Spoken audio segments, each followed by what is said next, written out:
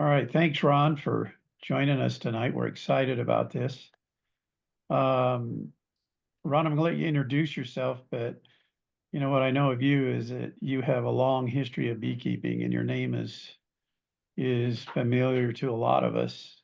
Um, Come from a family of beekeepers and queen raisers, and so we're excited to learn from you tonight. Is there anything about you personally you'd like us to know? Height, Oh, weight, age, any of that sort of stuff? uh, I actually the audience is here, right? We have They people. are, yeah. This is your All live. right. Well, hello everybody. I'm glad to be live. It's better than the other option. So yeah, thanks. And do I have anything to share about me? No, I think the less I have out on the internet these days, the safer everybody will feel. So now, as has been mentioned by Scott, I do come from a huge beekeeping family. There were 10 children in the family, and most of us became beekeepers or associated with the bees in one way or another. So it is something that we grew up with. My oldest brother, David, and his family are running a big queen operation in Florida. And my niece, one of David's children, is running a rescue project and teaching beekeeping down in Tucson, Arizona. I'm the only one that escaped to Canada. So I've been in Calgary for about 30 years now and moved to Canada about 50 years ago, and I'm 71 years old. So, anyway, beekeeping has been my life. I really love it. Tonight's discussion about raising queen bees is less about the techniques of raising bees, raising queens. That's all over the internet. And you need a good mentor to work beside you, to talk to, a few good books written by Dewey and others. Just anywhere that you can find the information, most of it will really help you out, or at least to give you ideas to work from. So tonight, instead of just going through the basics of grafting and the different ways that, let alone nukes that you could make, I'm not really going to touch on that too much. What I want to do instead is kind of discuss whether or not raising queen bees is such a good idea for everybody. I know we like to really promote it. It's a good way for people to learn about bees by trying to raise queens. But as you'll see, it's not for everybody. It's not that easy. And I just read some statistics tonight that of all the beekeepers in Canada, for an example, 5% are involved in raising queens in one way or another. So, that means 95% of these very good beekeepers have decided that they really don't want to mess around with raising queens. Typically, because up here we can make so much more money producing a honey crop, and the queens are produced later in the season. If you happen to be listening from somewhere down south, then maybe raising queens would be just the perfect thing for you. And we'll talk about that. We'll look at the different options that are available and how that might all work. So even you can raise queen bees. Yeah, you probably can. I mean, even if you just stick a frame of young brood into a small nuke and walk away for a month, you'll have raised a queen probably 6 times out of 10. But the other 4 times, you're going to lose your equipment to wax moths, and your hive is going to be drone laying, and you're going to have lost your bees. Anyway, why should you not raise a few queens? Well, first of all, you have to look at your personal skill level and ask yourself, are you into your second year of beekeeping? As we all know, when you reach that second year milestone, you are the best beekeeper you will ever be in your entire life. After that, you begin to recognize that there are mistakes to be made. But you got through that first year, you're into your second year. Now, I'm being a bit facetious. You do need a lot more skill than 2 years of beekeeping. You need to be at it for a while, be comfortable around the bees, working without gloves, because you'll be catching queens. You'll be doing a lot of things that will require really close manipulation. What's your personality like? Do you have the personality of an accountant? If you do, first of all, I'll tell you, I feel sorry for you. Not really, not really, no. You have to be really diligent. You have to be careful. You have to keep good notes, keep track of things. The day that you graft and the day you move those queen cells and the day that those queens emerge from those cells, you need to know that almost to the hour to be successful at raising queens. Now, how much time do you have on your hands? Are you already gainfully employed? Because if you are, I can guarantee you that no matter what it is, if you're good enough to be a queen breeder, whatever your other career might be, you'll make more money at it and you'll probably not enjoy it as much. But you have to decide, do you have the time to be on a schedule during the summer holidays or during the spring? Can you be out there 7 days a week if that's the way your schedule is set up? Do you have the time to do that?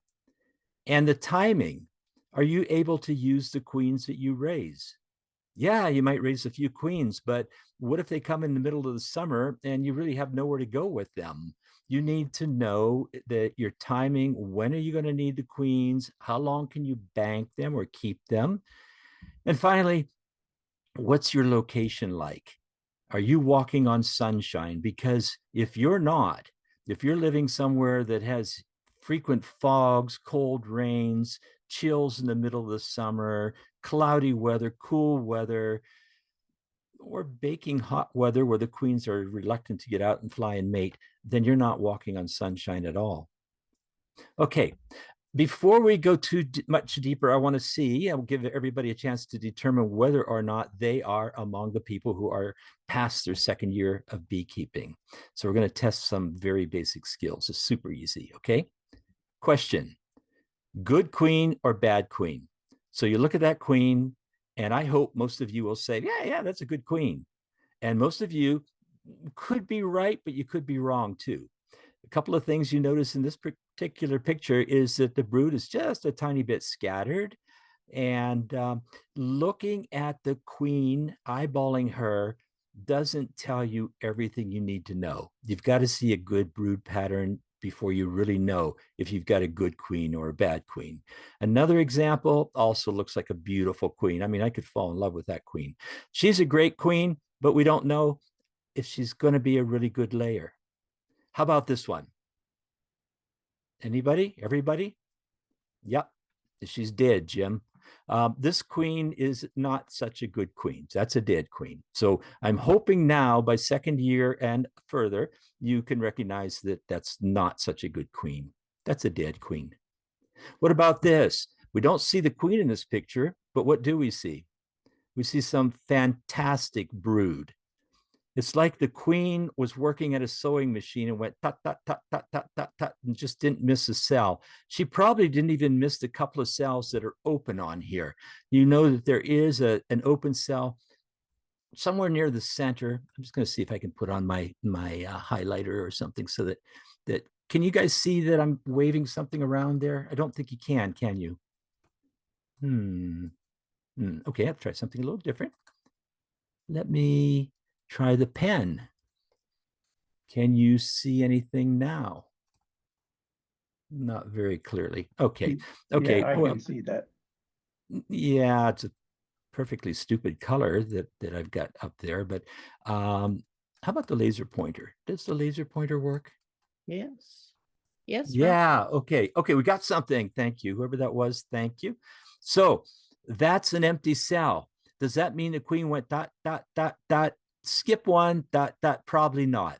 There most likely was some issue with the egg as it was developing and it died and the bees cleaned it out. And the queen by then had moved on because it takes 3.5 days from the time that egg was laid before the bees really realize that there's probably something wrong with it. They can't really tell when it's just an egg standing on end, not until it falls over, cracks open, and starts to develop or not develop. Then they come back and clean it up. So there's one there, one down there.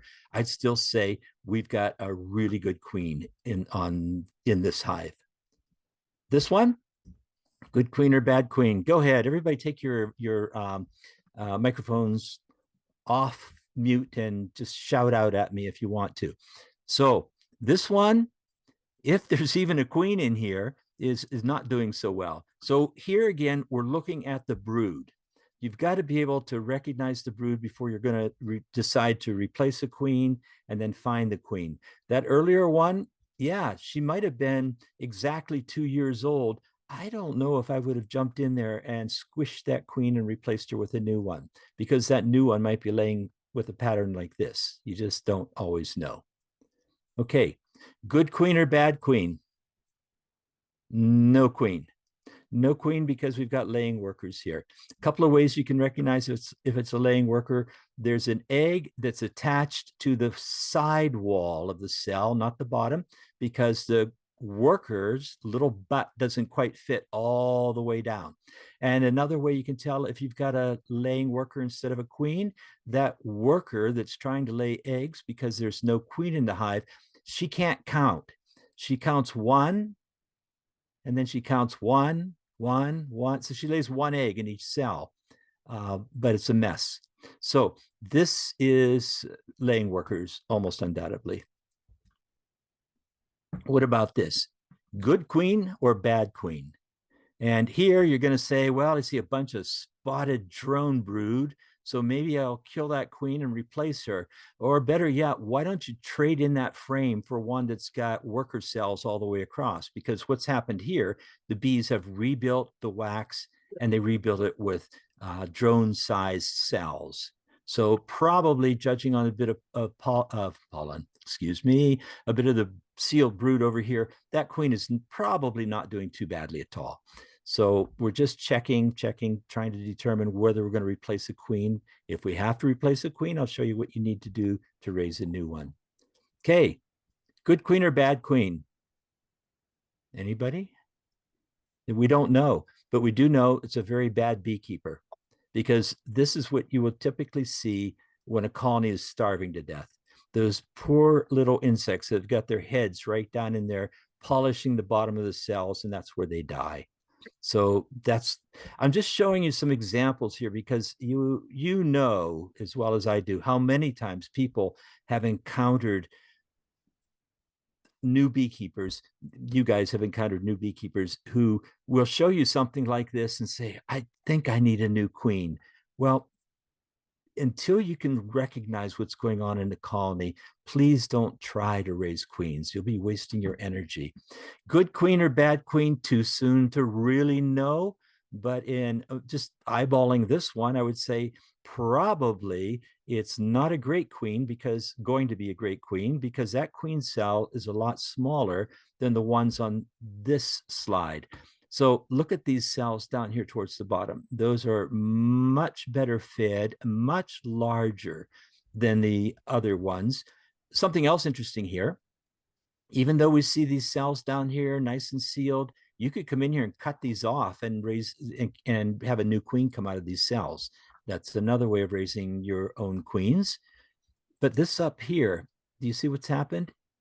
A queen virgin has already emerged from that cell. She has chewed that away and she's come out. And for whatever reason, she didn't go around and kill off all of these competitors here. I don't know the reason for that, but what I really wanted to point out was the fact that if you see queen cells that look like this, those are keepers. Those are nice sized, and they're going to have a bigger queen, a better fed queen. And why is that important? Because the heavier a queen is, the better fed that larva is as it's developing. The heavier the queen is, the more eggs that queen can lay. So on the very bad end of the scale, the queen might only weigh 180 milligrams, and she will only be able to raise about 1,000 to 1,500 eggs in a day. That's because she only has about 200 ovarial tubes coming out of her ovaries. So she has 2 ovaries. So this is the number of tubes. If we come down to the very best possible, we have a huge queen coming in at 220 milligrams with 400 tubes and capable of laying perhaps 3,000 to 3,500 eggs. Believe it or not, they could do that if the bees could make room fast enough and have empty spots for that queen to lay. Very rare. So a queen that's this big and this heavy is probably still only laying about 2,500 eggs in a day. And that's not her fault. That's the fault of the beekeeper, the bees, and just a crowded, congested situation that might be inside that hive at that moment. So this is important stuff to know. You need that bigger cell. And if you're going to raise your own queens, you don't want to come off very happy with a bunch of little stubby things like that are going to weigh in like this and are going to be generally a rather poor queen for you. There are a lot of other reasons we can have poor queens, and we will touch on them, but this is a fundamental one that you would encounter early. Oh, just to kind of on the aside here, the queen weight, 180 milligrams for the lighter ones on average, and 220 milligrams. So 5 of them would come in at about 1 gram. So the difference here doesn't seem that much. It's about 40 grams, which is, maybe 20% of the total weight of that smallest one. But remember, that 20% of the weight is entirely in the abdomen, because the legs, the wings, the head, the thorax, they still weigh the same in the queen that is underweight, as opposed to the one that's well developed and capable of laying a lot of eggs. Okay, for those who are more graphic viewers, this is the same data, just stretched over very much a linear progression. This is the weight from 180 milligrams up to 220 for the heaviest of queens, and these are the number of ovarial tubes that they have. So just another, I'm not going to dwell on this, it's just another way of looking at it, but I'm trying to convince you that 2 things. One is there's a range depending on, like you can have a queen that is 2 ways of looking at this, that has 250 ovarial tubes, and her weight could be between these 2 values. So if you look over here, it's between about 190 and about 200. Okay, the other way of looking at this, let's say we have a queen that weighs 195. She could have as few as 250 and as many as 300 tubes. So weight again, size matters for these queens. So that's really important to keep in mind. Okay, good queen or bad queen? If you're having trouble spotting her, she's right here. We don't know yet. She still has a lot of life ahead of her. This is a virgin. She has to fly out and get mated. And then her abdomen will probably grow from there all the way out to about here. So that's how much more it can grow once she becomes mated. So we can't judge that. We can't judge a queen cell except that its size is bigger than the smaller queen cells. That's good. And drones. Okay, so we have the virgin queen, we have drones. I want to kind of, well, first of all, I'll tell you about these 2 pictures. I took them on the first day of fall last year. We had a day here in Calgary, Alberta, Canada, where it was about 70 degrees. It was beautiful, still, so nice. And you can just see all these drones lining up to fly out, and no, they're not lining up to fly out and go mate. The season is over for us. We had a light frost, even though the weather was beautiful. In this picture, there are 6 drones. In this one, there are 1, 2, 3, 4, 5 drones. They're being pushed out of the hive by the workers. And if you've never had the opportunity to just kind of sit back and put your feet up and sit down next to your hive, like around the first day of fall, and just watch the workers tear the legs and wings off of those drones, pull them out. The drones are struggling to get back in. You can watch them go in, and then the worker will run after that drone and drag it back out. They're killing their males at the end of the year. The season is over. At least it is up here at that time of the year. If they haven't had a chance to mate, then they're not going to be of much value. So we saw the virgin, we saw the drones. Now we're going to see Aristotle from about 2,400 years ago. He had the great idea that the drones are the females and will lay the eggs.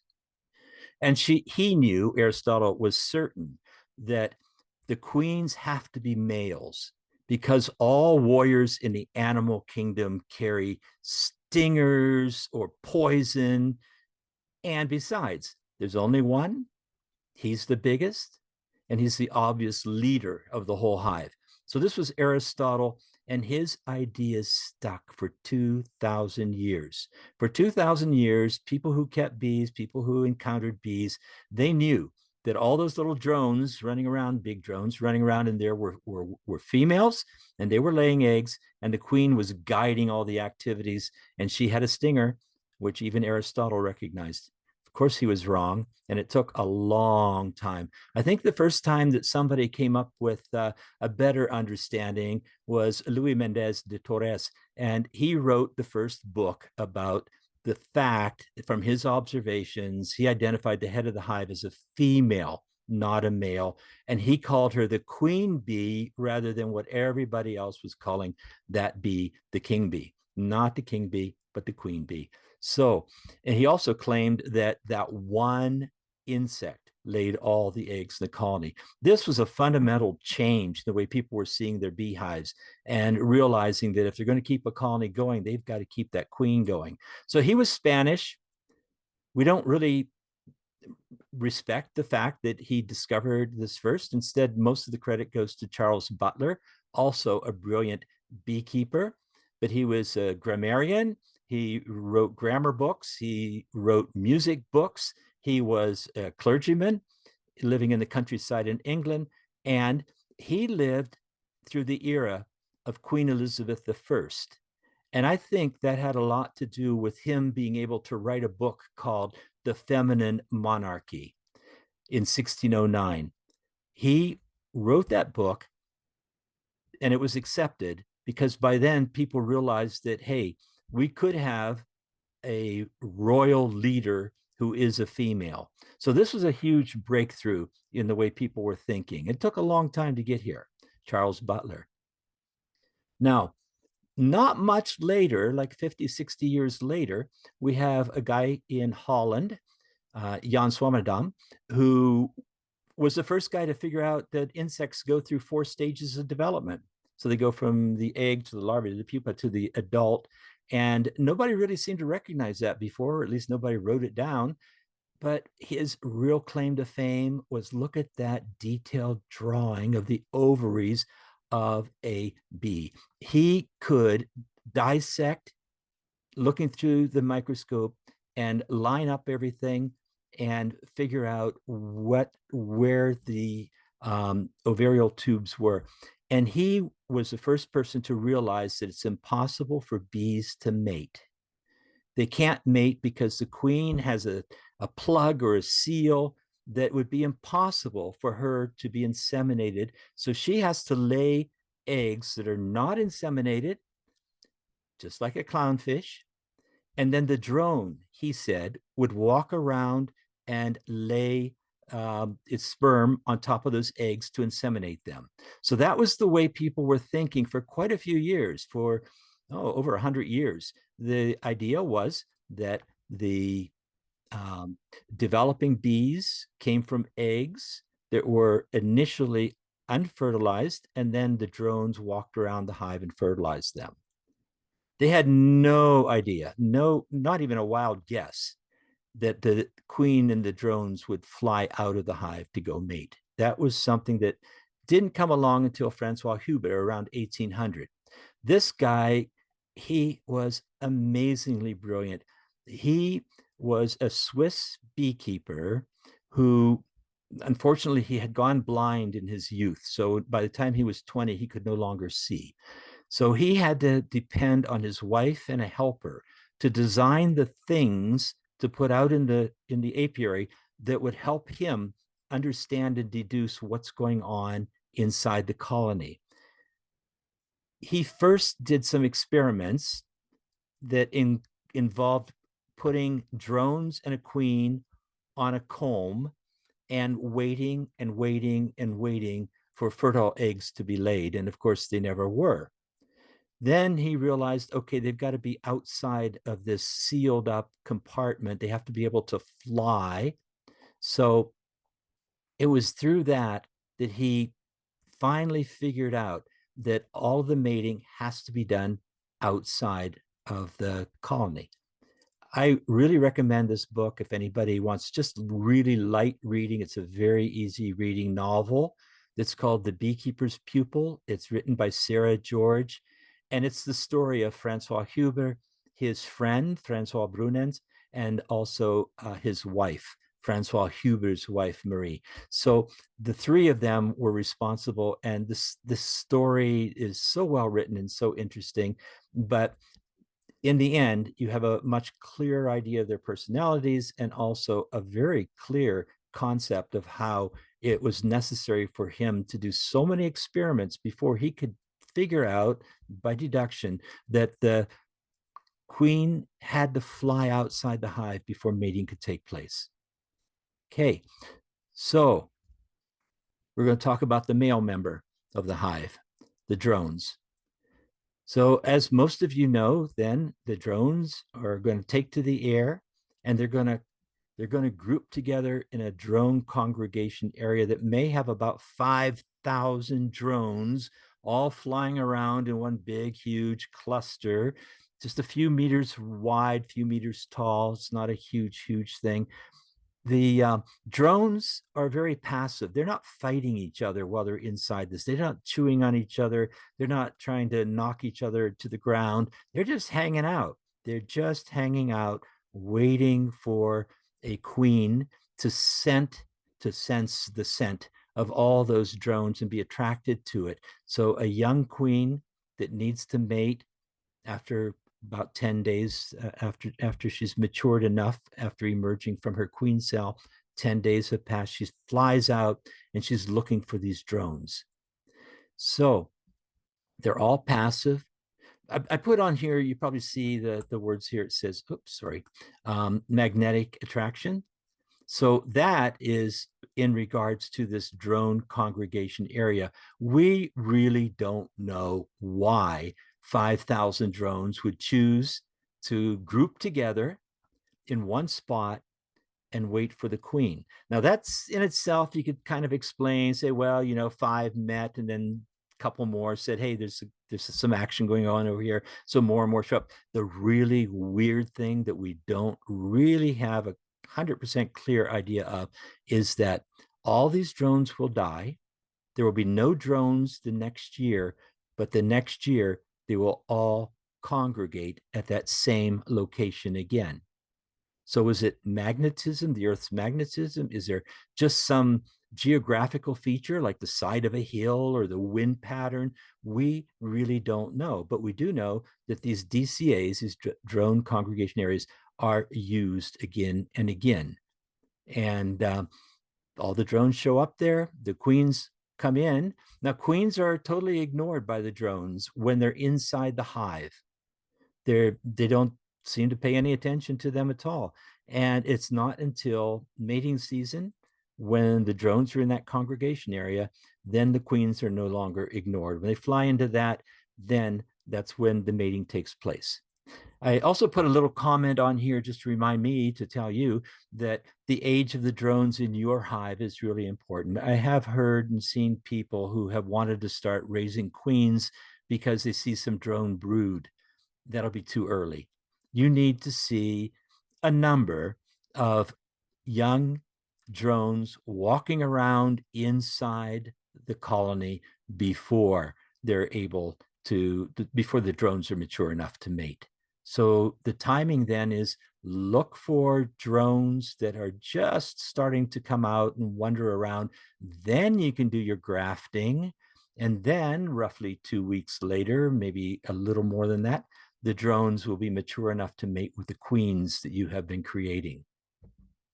Okay, drone congregation area. It's ugly, it's messy, it's wild.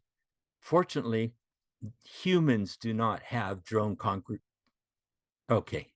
That was here in Calgary. I don't want to leave that up too long in case somebody in the audience recognizes themselves. So now we move along a little bit further. We do know how the queens. Dewey, are you okay over there? I see you laughing. Queen rearing, finally, the practical applied way of raising queens by G.M. Doolittle. I looked and I couldn't find G.M. Doolittle's name other than General Motors, or maybe it's General Mills Doolittle. So G.M. Doolittle was the guy who probably first invented the way of grabbing, hooking the larvae out of the cells, the brood cells, lifting it up and depositing it inside of a little cup. So this was him. This was his idea. At least he wrote the book on it in 1889. So you can see it took 2,000 years from Aristotle until we finally recognized that the queen is the responsible party for laying the eggs. And then it took quite a bit longer before we realized that bees are not clownfish.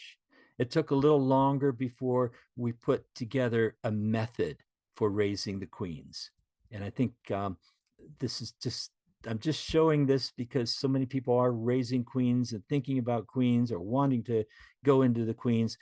This is, to me, it's a fascinating part of beekeeping that we sometimes overlook, the fact that we have a history behind us.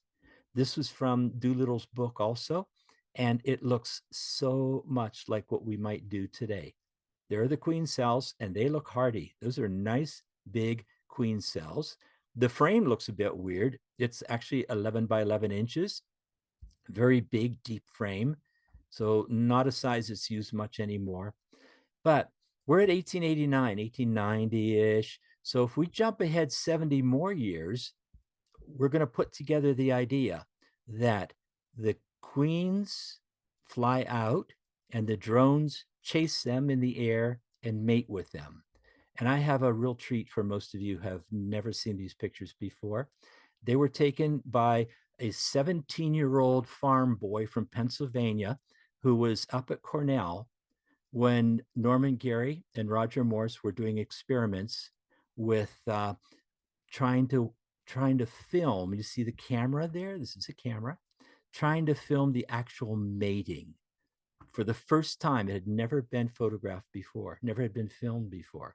So they had set up the queen on a tether, on a line, like a clothesline, and she's hanging from it. She can fly. She's right there in front of her wings are just moving, and she is glued on there, and the drones are after her. So these pictures were taken by my oldest brother, David, back in 1961. And this is just, he just happened to be in the right place at the right time with the right people, but he was also learning and becoming a very skilled queen breeder himself. So 50 years later, that's my brother Dave.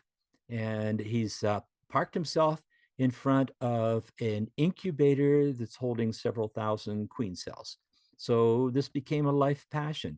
You never know where a 17-year-old kid might end up, but he's done okay with this. Okay, back to our questions. And this is the last question that I'm going to have for you. I'm just wondering what you think. Good queen or bad queen?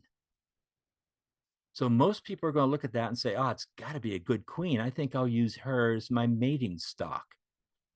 No matter that this might be the one hive that's going to sting the pants off of you, no matter that this one hive might have collected drift from all the others because it's so tall, and also no matter that it's actually an experimental two-queen colony that's being operated at the Madison Bee Lab back in the 60s. So be really careful when you're thinking about the stock, because that's one thing people will say, well, raise your own queens because then you've got your own stock. You can pick from your best hives. Picking from your best hive is better than not picking from anything in particular, but be aware that after a year or two, you might be disappointed in what you end up with. And one reason for that, I'll demonstrate with a couple of very simple graphs. I hope this doesn't give anybody a real headache, but if you picture that Africanized honeybees can be really hot, very defensive, and most of them are going to be very hot. But if you have European bees, almost all of them are going to be somewhat mild compared to these guys. So the genetic attribute distributions, this would be ideal. If you could say whatever quality I'm looking for, whether it's honey production, hygienics, the disposition of the bees, it would be nice if they separated themselves so clearly and simply, but unfortunately, it usually looks like this. Now, what you read here is the hot bees could include some European bees. And I have heard people who have worked with the Africanized honeybee have said they sometimes find European bees that are just as nasty, just as difficult to work with as the Africanized honeybees. And at the same time, over on the defensive side, they can also have an Africanized honeybee, which is not so bad. So this is a distribution of nastiness. Up here's peak nastiness. Well, actually over here is peak nastiness, but this is sort of a few bees are going to be, Africanized bees are going to be so mean that you can't even get out of the truck when you pull into the bee yard. Then there will be some that are extremely tough to deal with, but not as bad as those. And then the majority of them will be very difficult, but can be managed. And then you'll find some, fewer and fewer and fewer, that end up being kind of mild. So remember, when you're looking at those traits that you want to be able to find and raise your bees off of, you can't guarantee, even though you're in your own area. I'll have a lot more to say about location in a few minutes. Even if you're in your own area and you think you know your bees, you might be surprised. So just be aware, and it's one reason why professional queen breeders often use several lineages and try to derive through crossbreeding something that's a little more likely to fall within the category zone that they want it to be at. Okay, I want to shift gears a little bit now, and I want to talk about the fact that if you're going to raise queens, you are going to have to be able to find a queen. So look at yourself really carefully. Am I the kind of person that can open up a colony of bees and find that queen? And that's a skill that takes a long time to develop. And for some of us, me included, it never really gets that good. It's always been a struggle for me, and it's always been a struggle for some of my friends to be able to find that queen, whereas others can just pop open the hive, pull out a comb or two, pick up the queen, and they're done. So if you are requeening a hive, you're going to have to find the old queen. If you're raising queens to distribute to somebody else, you're going to have to find that new queen. Finding a new queen is going to be easier because you'll be raising her in a smaller colony, in a nuke, and not in a great big strong colony. But you're going to need those great big strong colonies to raise your queen cells. That's part of the process. Good strong colonies raise nice big heavy queen cells, and the little nukes are better, safer for you to be able to put in the developing cell, have the queen safely mate and come back to it. Okay, this is a graph. I kind of generalized this, and really it's just a seat of the pants thing, but it's wasting your time looking for the queen. Here's how to read this. This is the time in minutes that elapsed since you opened the hive. So you come into near the beehive, you give it a little puff of smoke, you lift the lid. By then about a minute has passed, and your chances of finding that queen is really, really good if you know what you're looking for. If you can pull out a comb and to see her, like you know what she looks like, and you find her. If you wait about 5 minutes, it's kind of 50-50 at that moment, whether the rest is going to be spent with finding the queen, or if you will find the queen at around the 5-minute mark. And then as time goes on, it's harder and harder. And by 15 or 20 minutes, I mean, give yourself a break. The bees are running everywhere. They're on the bottom board. They're out in the front of the hive, and you're still trying to find the queen. I don't think so. I think you're going to find that you're just wasting your time. As I say, wasting time looking for the queen. So keep that in mind.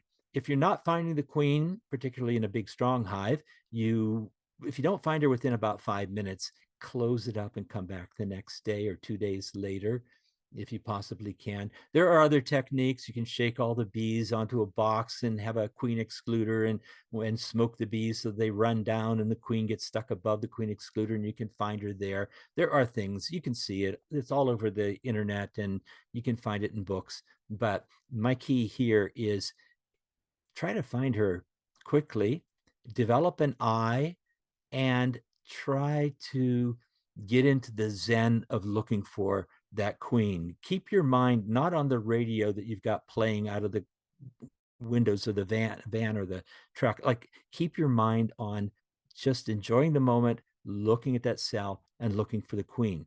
Focus on that and you'll find her much, much more quickly. There's another way of finding queens. Perhaps we had better face it. your queen finding machine doesn't seem too practical. This is 1965. I've been looking all over the internet for the patent on this because I still think even today, 60 years later, I think there's a demand for something like this. But better than that, another way of finding the queen quickly and easily is to have her painted. So a couple of things with the paint dot. Do this with your queens. And this, it's so much easier to find that queen. You can spot her right away because the color is not a color you would normally see inside of a beehive. So it jumps out at you. That's one reason to paint that queen. The other reason is it took me about half an hour to track down all these pictures of the late queen. And they're there, they're on the internet. So I stole all these off the internet. So in 2021, the white dot should have been, the dot on the back of the queen should have been white. And in 2022, it's yellow. So that queen in the earlier picture, 2022.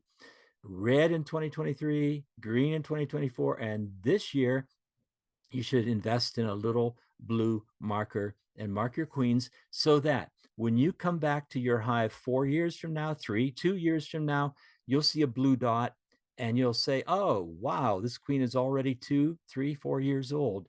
And that might explain why the brood pattern isn't as good as you would like. Okay, so you've put a dot of paint on the back of the queen so you can find her more easily. Now, it's not going to work when you're raising queens in a mating nuke, but the mating nuke probably will only have 2,000 or 3,000 bees. And it's so much easier than a colony with 40,000 bees in it. So you'll find her a lot more readily. What are you going to do once you find the queen? Well, if you're working and you've got a lot of stuff on the go, my trick had always been to find that queen. And I know a lot of people will say, well, I'm just going to leave her on the frame I found her on, and I'll lean it up against the hive, or I'll set it over here. Then they come back and they don't see the queen on there. She's probably on the frame, but you don't know. Maybe she fell in the grass or something else happened. So this is what I like to do. I would always pick up that queen, and she's down here inside of my fingers. So I'd wrap the third finger around. I do this all the time. This is how I pick up. As soon as I see a queen, pop her in my hand. Then these two fingers, the thumb and the pointing finger, are free, and you can continue to work like that. Okay, now I'm going to try something here. I have a video that I made when I was working for, well, not working for, I was volunteering when I did this, but there was an organization here in Alberta which was called Farm Animal Care. And it was a nonprofit that was teaching people things about bees. And one of the videos that they recorded of me was talking about handling queens. So I have this, and I'm not sure, I'm hoping that you'll be able to hear the sound. We tried to set that up just as we were coming live on here. So let's see what we have. Queens are very delicate and they're very important to the colony of bees. Dewey, can you hear that? So when you're finding queens in a colony, or if you notice one on a frame, you may want to set the frame that she's in aside so that there's no chance of you eventually squishing her or hurting her or her getting lost in the grass or somewhere else. Another option, if you see the queen, is simply to pick her up and hold her in your hand until you're finished with your work. To pick up a queen, reach for the wings on the back and lift her up, hold her by the wings just for a few seconds, and then drop her into your hand. Now she's inside my hand, and as she's inside the hand, these fingers are free to continue working. And with those fingers free, I can still work with the frames, hold them, continue to do my inspection work. I don't have to worry about accidentally squeezing the queen, and I don't have to worry about her flying away. Okay. My wife made that little demonstration queen bee for me. What do you think of her? Pretty good, huh? I could use 40,000 of them. Okay. We're going to talk a little more specifically about some of the issues that you encounter when you're raising queens, and the geography is so important. That's why places like Florida, the Central Valley of both Chile and California, Italy, those are great places for raising queens. I have a couple of pictures. One picture here I took in Florida years ago. I just pointed the camera at the sun to remind me of how nice it would be to be in Florida, even today here in Calgary.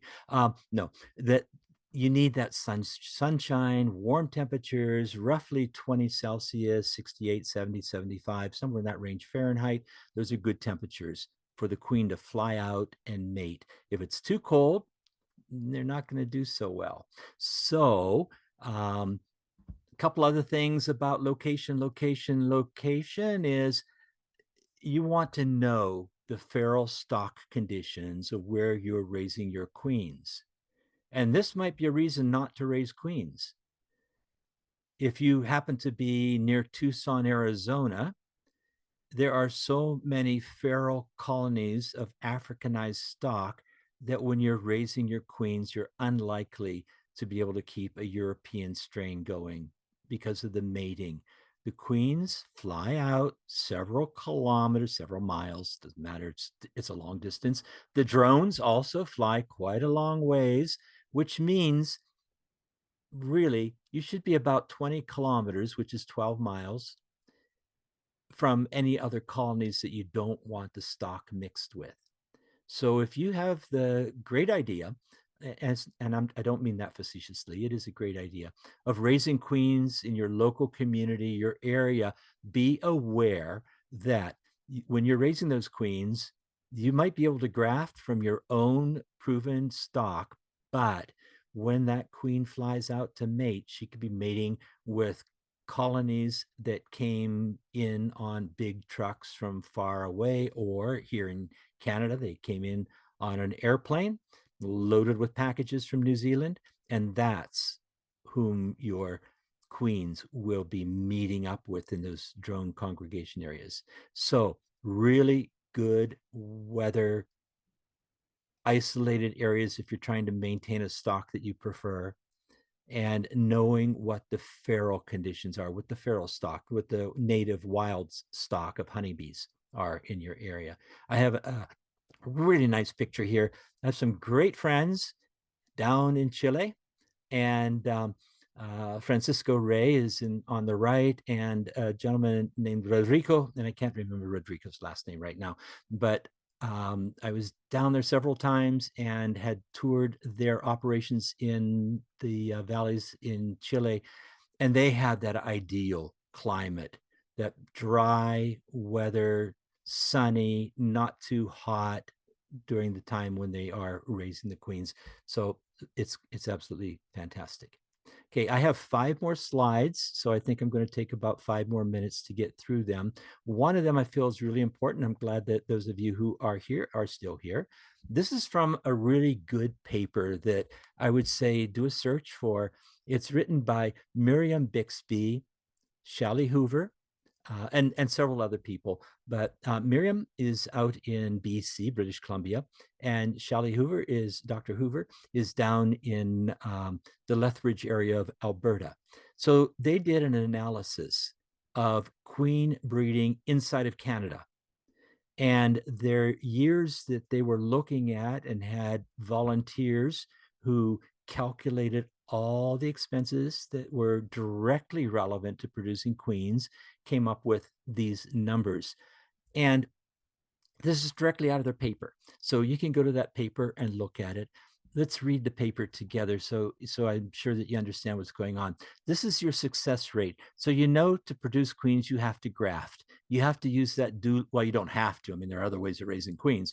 But if you are grafting using the Doolittle method, you're dipping that little stick or wire or tool into the cell that has the larva. You're lifting it out, and you're parking it inside of a cell cup, putting the cell cup into a cell builder colony, which is usually a small, like not small, I mean, I don't really mean small. It's got like 30 or 40,000 bees in it, but it's not piled up with boxes going, sky high like you would in the summer. It's usually a single box that's queenless, and you put these cells in it, and the bees start to feed those and raise queens.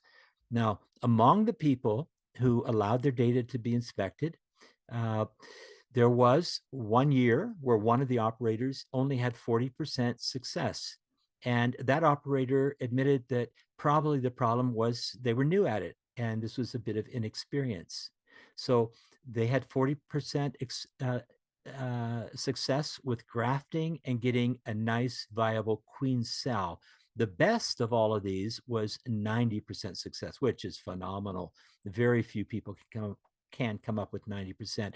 Everything has to work just right. You have to have not flipped over that little larvae, because if you do, that larvae, she will drown in the royal food. So she has to be kept in exactly the same position. You don't flip her over as you're moving her. You keep her on the end of your stick and put her down the same way you found her.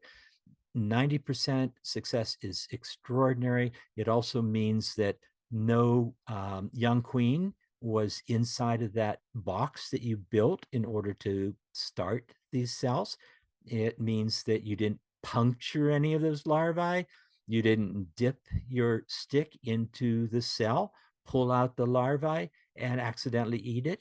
You were very careful about everything you were doing. How about mating? You have these queen cells. Now you take them into your mating nuke boxes, which are generally small colonies of bees with 2,000 or 3,000 bees. That's about all. And the least successful in this particular span of a couple years among these operators had 67% success as they were putting those cells in and coming back and looking for queens. And the most successful was 100%. So they had all the cells, flew out, the queens emerged, flew out, mated, came back, were laying. That's also unheard of. These two values are incredibly great. And my last one here is total success. Now, you notice that these numbers are in order: 40, 70, 80, 90, so on, and 60, 78. So I reorganized them just so we could look at them and think about them and see the range that you might expect. But if you're a new beekeeper, your grafting might be down to 40% and your mating might only be 60%, 67%. If you multiply 0.4 by 0.67, you get 27%. And what that means is 27% of the little larvae that you plucked out of the cells and transferred into the cell cups, and then let them raise queens out of them and took them out to be mated, only 27%, or about a quarter of your effort, was rewarded with a queen bee that's mated in the end. And the very best are looking at 90% success. That's unreal. That's incredible. Amazing. Okay, the median is also pretty important because, yeah, this is your first year, maybe even your second year as a second-year beekeeper. Probably in your second year, you'll do even more poorly than this. It's not till your third or fourth year that you begin to realize what it takes to be a beekeeper. Anyhow, the median. The median is what's in the middle, and that's us. And this is actually me too. I'm kind of in the middle. I'm not great. That's why I'm not really trying to show you all the techniques of, my brilliant queen rearing, because it never was that brilliant. It was big. I did raise several thousand queens every year, but typically about 78%, that's the median of these numbers, of your grafting efforts will result in a queen. About 83% of those will be mated. So that gives you about 2/3. 2/3 of your effort on average is going to result in a queen. This paper by Bixby and others also showed the cost of producing queen cells and queens. So they range from those. Now, don't associate these numbers with these over here. Just ignore this now. We're just looking over here. So there were some queen breeders who could raise queens in Canada for as little as $1.75 per queen. And some of them required about $6. This is for feed, for labor, for special tools. It is not including the lost honey that they might have made if they hadn't been involved in raising queens and cells. But these are the direct numbers of an established, it says right in that paper, established beekeepers who already own the land, already own the beehives. And if they just want to dedicate some to raising queens, they figure that their input costs are about $6 to raise a queen at the most, and $35 at the most to raise a cell, and $35 at the most to raise a queen. And the medians again, $3.25 to $17. Now, if you look up this paper, you will not see these numbers in there because I adjusted these for inflation since 2018. So I added roughly 25% to the numbers that are given in that paper. But that's that. Okay. Now you have queen cells. You're going to need mating nukes.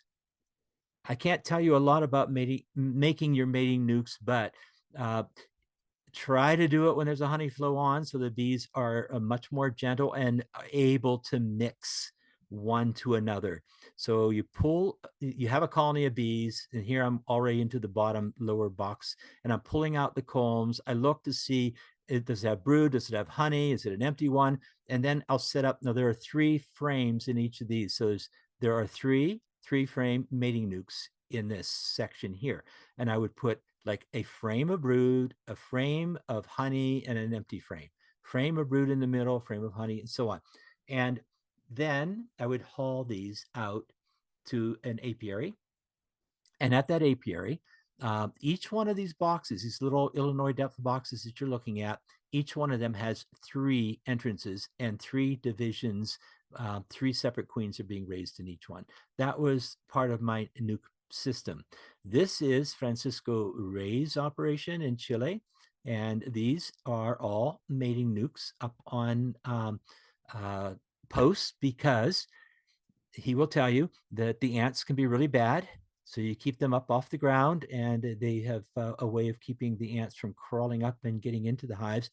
The only downside with having these, when I visited, the last time I visited these guys in Chile, I flew out 3 days before the worst earthquake in 50 years had struck. And all these boxes were down. Now, luckily, it was just before most of the nukes were made. So he didn't lose everything, but it was pretty severe. An earthquake will shake these guys down. This was raising the black European bee in Ireland. So the point here is you can have a variety of different kind of nukes, but all of them are going to need some starter help, like a bit of brood, a bit of feed, something like that. Okay. So next thing you have to think about is, what are you going to do with your nukes when you're done? We made some nukes here in Alberta, and so we took strong colonies of bees, split them up into a whole bunch, scattered them all around with some brood from one hive and another hive, and mixed everything together, put the queen cells in, let them mate, and we were developing new colonies that would be able to go through winter. But you have to have an end game in mind. So I only have this slide and one more. So what can go wrong with mating? Well, there are predators. Dragonflies will eat the queens as they're flying out to mate, and so will some birds. If you have cold, cloudy weather, I mentioned that I come from a big beekeeping family. My father was a beekeeper way back in the 30s. And in the 40s, he went to work for a guy named Al Wynn in Santa Rosa or Petaluma, California. I don't remember exactly where their apiaries were, but they were in northern coastal California. And my father would talk about having a day that would start out so beautifully, and the queens would fly out to mate, and then a big, huge bank of fog would come in, and they would get like 0 queens returning because the queens got chilled. They can't fly. High winds are a problem. So if you're thinking of raising queens in one of the really windy areas just off the east slopes of the Rockies, for example, you might need to find some place where they're going to be able to avoid all that wind when they're flying out. Low drone numbers, so that's usually a matter of timing.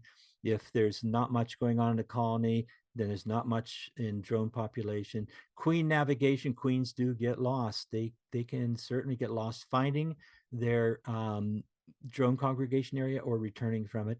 The queens can lose energy, like it can just be too much, so they don't make it back. And you need a bit of a flow. Like as far back as 1903, a guy named Henry Alley wrote a book, and in that book he says that that no special pains need to be taken while there's a flow of honey to force the queens to take flight.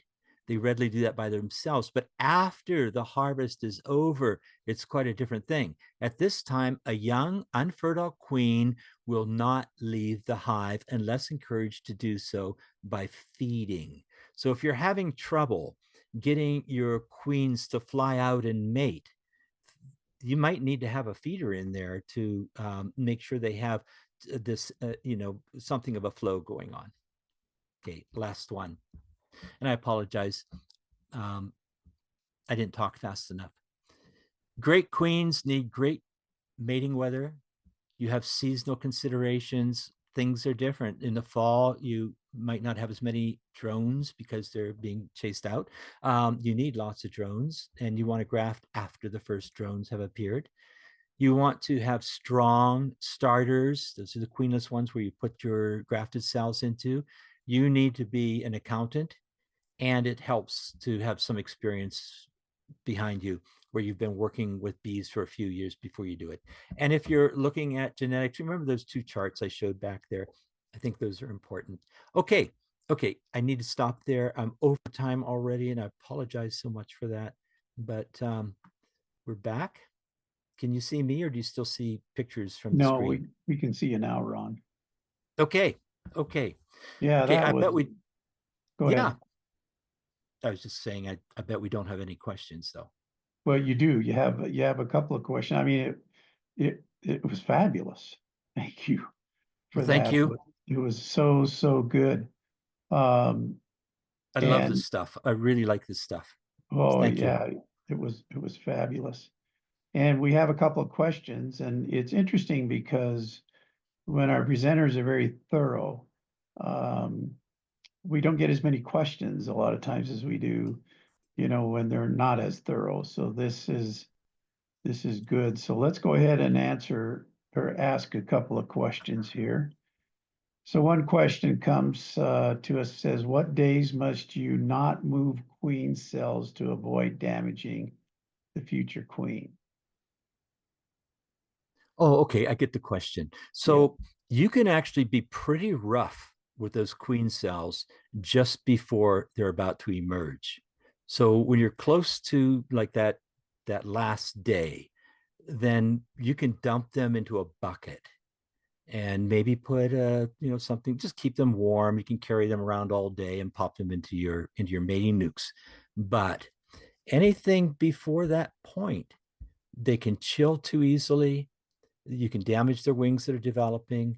So from the time that you have grafted, it's usually close to 16 days before the queen will emerge. And if you're at that 16-day, 15-day, 14 and a half day, you're probably okay. And you can handle them. You can treat them kind of without a lot of tender, loving care. Yeah, I've had times where I've been out collecting my queen cells, and it seems funny because I'll let I take them out of the hive, and then I would lay them out in the sun to try to keep the right temperature on them. Then I would take them to my incubator, and typically they didn't make it, those cells. And I've often wondered how critical that temperature is to the survival of the queen in that cell. And these are queens but I will say, thinking back on it, that these queens were coming out of the mating, or excuse me, out of the cell builders at probably 10, 12 days. Right. And yeah, if you take them as soon as they're sealed and handle them very gingerly, cut them off, keep them in the right position, not on their side, not lying in the sun. They probably, well, we do that all the time. That's what queen breeders do. They start the cells inside of a starter, and once they're sealed, and depending on your system, like you could take them out of the starter on day 1, day 2, and move them into a double-story colony with an excluder, and they become something of a supersedure situation where the queens are on the top and then the bees continue to feed them. Any way that you do it, gentleness, gentle, and not to invert those cells once they're starting to develop, not for any extended period of time, that is. But I was thinking at first with that question that we're talking about hauling those cells around to put them into colonies. But that one period there where they have just been sealed, you do want to cut them off of those bars and move them into an incubator. And or you could leave them in the hive until they're ready to take out, if you're making a small number of queens. Yes. Yeah, that makes sense. So what temperature do you like to keep an incubator at? What temperature would you say is ideal? I don't know. Let's ask Steve. Steve, what temperature do you keep that at? I 30, 32. I don't remember, to be honest. It's been so many years since I've regulated an incubator. I did build one at one time out of an old fridge and put a thermostat in there, but I don't remember the exact temperature. But that's something you can look up. That's something we can find online. MedHat has the answer. Tell us, MedHat. Not always. No, No, it's about you do. 30. This is one you Yeah. know. Well, About 30? the cluster temperature, we always the bees will maintain it at 33 Celsius. So somewhere between 30 plus or minus 1 or 2, that's okay. Yeah. 30 Celsius. Thank you. So we have to watch. Sorry. Well, we are speaking now to the US, so we need to convert it into Fahrenheit. Oh, yeah. Yes. Yeah, so 30 Sorry, is guys. 86. Those 30 damn is Canadians 86 speak Fahrenheit. Celsius, but Yeah. so what's the 30 Celsius equivalent of Fahrenheit? 86. 86. Yeah. Mhm. Yeah. Yeah. In terms of moisture, generally we put the moisture about 50 to 60%, which is also like the normal moisture inside the hive. Some people, they like to keep lots of moisture inside, but that's really not good because a lot of this equipment it can start having some spores, and later on for second round, they can have some molds and stuff like that. So 50 to 60 relative humidity, it's good. Frankly, we always would put one pan, like the 6 inches by 11 or 12, full of water in the bottom of the Right. incubator. And did you have a fan in there then to help distribute the temperature and the moisture? Yes. Yeah, a smaller fan. Again, it's not, we have to be careful about like fixing it properly so it does not continue vibration. That's bad news for the queen cells. Right. Yeah. Exactly. That's interesting. Okay, good. Scott. We have another question. If a relatively new swarm is throwing fairly young larvae out on the landing board, is that the queen or a disease? Larva is pure white, spotty cap brood inside, but no sunken cells. Anything to do to help? Being good on 2 weeks, swarms about a month old. Been going on for 2 weeks, a month. It's about a month old. Well, MedHat was an apiary inspector for years, but I'm going to, without any more information than that, I'm going to guess it was probably chalk brood that they were looking at. Yeah, that makes sense. And in the case of chalk brood, one of the best things you can do is replace the queen. And the second best things are to make sure that you've got good air ventilation. You've cleaned the bottom board, so there's nothing moldy growing down there, because it is a fungus. It's a mold. Really, it's causing it. Spread that rapidly from colony to colony, but it can look pretty bad inside of a single hive. And they do tend to pull out the dead and drop them at the entrance. Good. All right. So next question is how long time the queen remain inside the mating nuke before you catch her? Well, it depends on the system and the location that you're in. If you've got plenty of good weather where you are pretty certain that the mating is going to occur,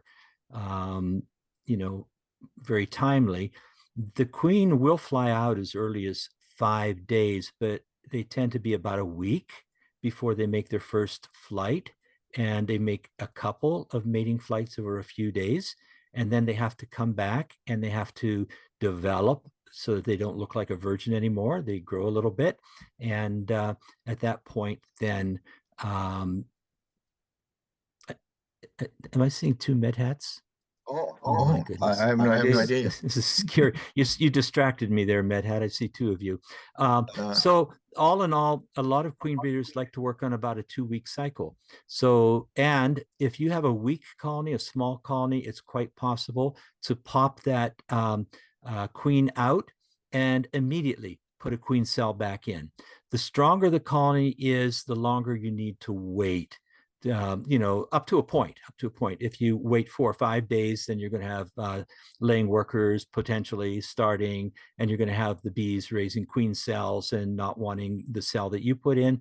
But we would expect that the queen, after roughly 2 weeks, should be mature. You should be able to see a few eggs. You should be able to cage her and put a new queen cell back in and come back 2 weeks later again.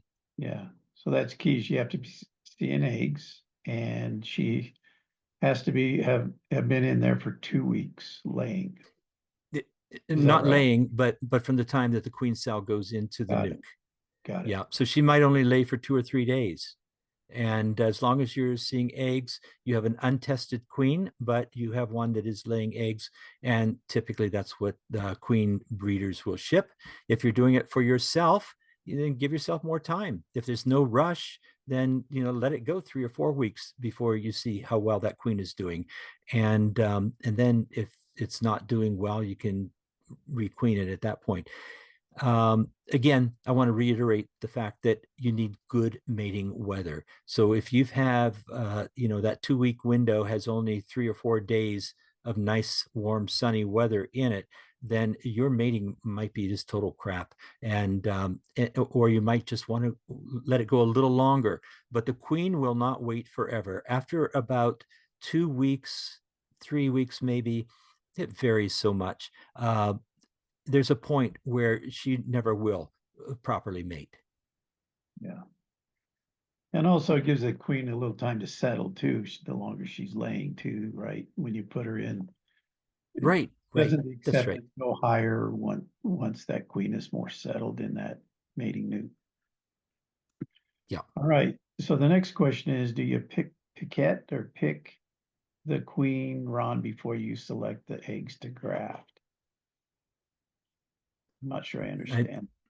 Yeah, I don't quite understand either, but we can talk about when you pick the eggs to graft. First of all, you don't graft eggs. So you have to wait until that egg has hatched at 3.5 days from the time the queen laid it. So then you're looking in the cell and you see larvae. Now, what a lot of queen breeders will do is they will isolate the queen in a nuke with brand new, usually dark colored frames, brood frames, with no brood on them, just empty frames with a queen and with an entourage, a good population of bees, young bees, and so on. And she'll start to lay. And when you put that frame in. So if everything has, like that queen has been regularly laying, she's not new to the box, you haven't made any huge changes, then you can assume that she started to lay within hours of you replacing that frame. And I'm saying a dark frame because it's easier to spot those larvae in the bottom of a dark comb than it is a white comb. And then you can time it and you can say, okay, I put it in on the frame, I've dropped the frame in on Friday, and then the queen must have laid eggs within hours. And then we've got Saturday, Sunday, Monday. So maybe Tuesday morning, you can write it out, count it out. That's the accountant part of the beekeeping, and get your timing so that you are grafting larvae that are not absolutely new, haven't just hatched, but have hatched and matured for less than 12 hours, well, for about 12 hours or so. And that's a really good age. If you wait too long, apparently those little queens don't develop as well. They're on their way to become workers. So you want to grab them before they're at a point where it's too late for them to be educated as a queen. All right, that sounds good. Thank you. And also there's probably a little drop of jelly in there too, right? The Right. Yeah. larva.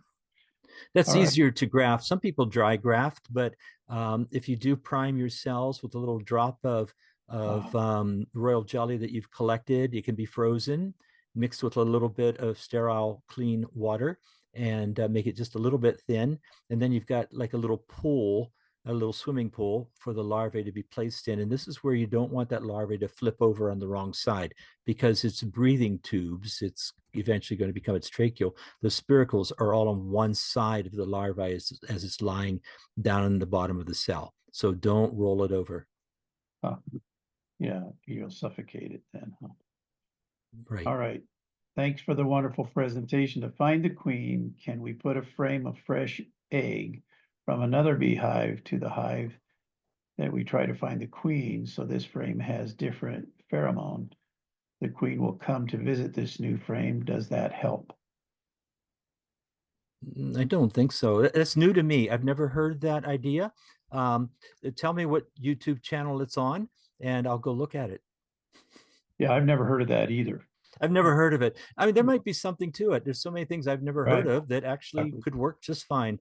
But no, if you're really stuck trying to find a queen, probably the best thing you can do is to shake the bees out through an excluder. Like, get an empty rim of a deep body or a box, and shake all the combs, and the bees will go down through the excluder to the colony underneath, which was where they used to live.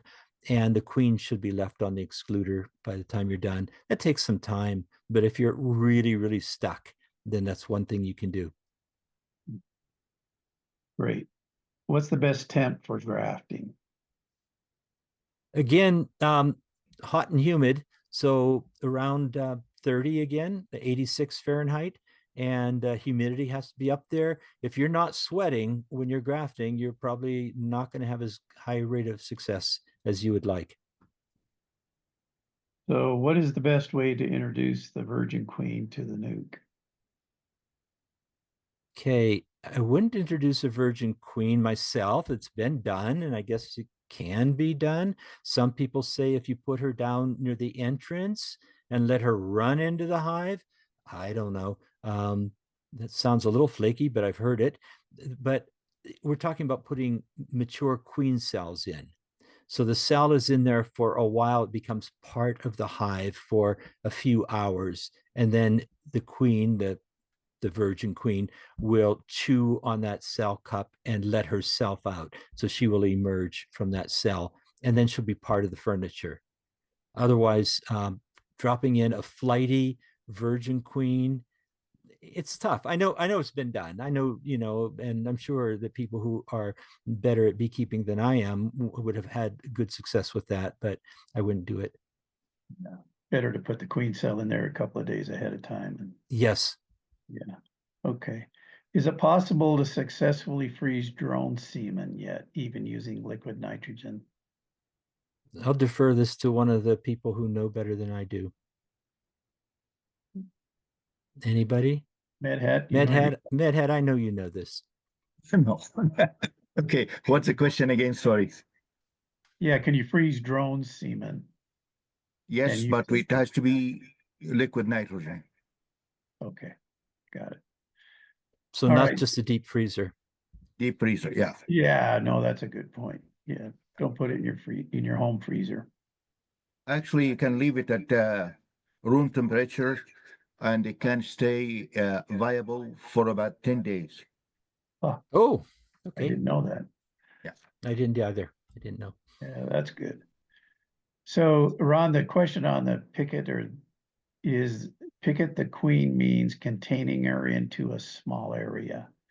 And that was, I'm trying to remember the original question, but I can't help you. Oh, I see. Scott, the question was asking if he confines the queens to a small area before grafting. Right. But, That's certainly one way of doing it. And I didn't recognize the word picket either. I haven't used that before, but that's a really good word. Picket is when you take a relatively fine mesh hardware cloth or screen and you fold it into a little box shape and push that over the comb with the queen on it. And then the queen is forced to lay her eggs in that small confined area. So that is a technique. I never did that. I instead used a small nuke and put that frame that was sparkling, no brood on it, and just put it in there and timed it, and then let her lay wherever she wanted to on that frame. Yeah. All right, so the next one is so that you know you're inside for 3 days. Yeah, so that I think that's a continuation of the confining the queen to an area for 3 days and then Yeah, I apologize. I didn't know picket, but I like the word. yeah, that's good to know. All right. The last question is, what is the best solution for the worker working laid? For laying workers? What is the best solution for laying? Yeah, maybe. Okay. Whether or not that's the question, that's the one we're going to answer. We have an election going on up here right now in Canada. So, we just kind of pick how we want to answer a question, regardless of what's been asked. And in this case, we're going to say laying workers. So you recognize your hive has laying workers. You're really in pretty big trouble if it looked anything like that comb, that picture that I had shown. What is the best way of handling it is to, what most people will recommend. We're gonna get better advice from anybody else here, but what I have always done is take all the combs out of the hive, shake them out in the grass, a long distance, like 3-4 yards away from the entrance of the hive. So the bees can't, like the laying workers tend not to crawl back to the hive and go right back in. They're going to need to go a little further, and the forager bees, the younger bees, are going to get up and fly, and they're going to return to the old location.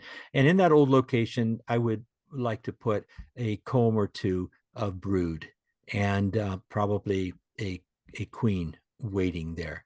So these bees will repopulate that. But basically what you're doing is removing all those laying workers out of the hive, because if you don't do that, it's really tough to get them to quit. You can't just drop a queen into a hive that looked like the one that I showed in that picture.